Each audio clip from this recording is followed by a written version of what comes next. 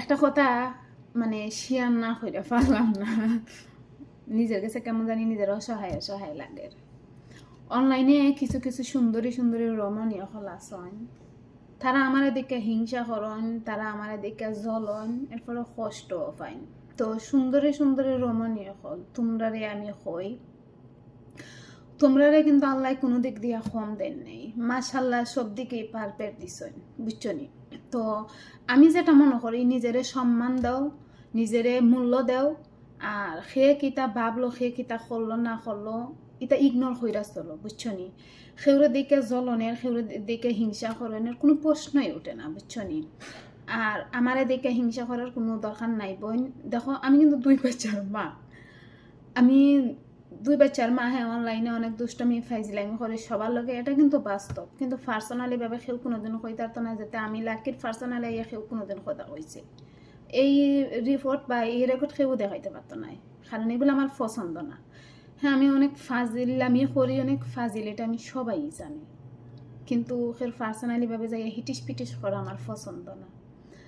তো আমি মনে করি না সেউরে মানে এরকম ইগনোর করে কথা কওয়াটা ঠিক, বুঝছো নি? তো আর কিতা হইতাম, কিছু অনেক কিছু হইতে চাই, থাক, আর বেশি হওয়ার দরকার নাই। বেশি হইতে গেলে আবার অনেকেই মানে কষ্ট পাইব। তো সুন্দরী রমণীয় হল তোমরা কিন্তু মাশাল্লাহ দিলে দেখতে কিন্তু কোনো দিক দিয়া কম নাই, বুঝছো নি? আর তোমরা যে নিয়ে সন্দেহ করা, আসলে কিন্তু এইতে কোনো কিছুই না বাস্তবে, বুঝছো? সন্দেহ করার কোনো কিছুই আমি দেখি না। আগে হাতে নাতে ধরবা, তারপরে হই পাই, আর আগে কিন্তু কোনো কিছু না। কারণ আমি 2 বাচ্চার মা, বিয়ার আগেও কারোর সাথে প্রেম করি নাই, বিয়ার পরেও কারোর সাথে পরকিয়াতে জড়াই নাই, বুঝছো? যাতে সেও আমার এইটা হিটা হইব, এগুলোর থেকে আমি মনে হয় 100 হাত দূরে আছি। আসলে এগুলো আমি পছন্দ করি না।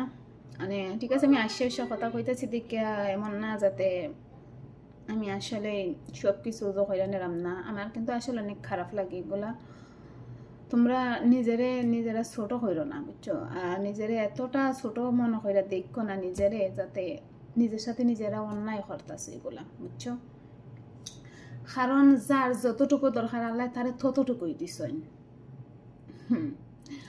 তো তোমারে আল্লাহ যতটুকু দিছেন তুমি ততটুকু নিয়ে হাসি খুশি থাকো, এর চাইতে বেশি উল্টাপাল্টা কোনো কিছু করো না। তোমার যেটা এটা তোমারই থাকবো, আর আমার যেটা ঠিক এটা আমারই থাকবো। কারণ উপর আল্লাহই দিছেন, সেটা কেউ কোনোদিন খাইরা নিতে পারে না। আমার আসলে আমার হাসি উঠতেছে, বিয়ার আগে কোনোদিন ফের লোকে প্রেম করলাম না।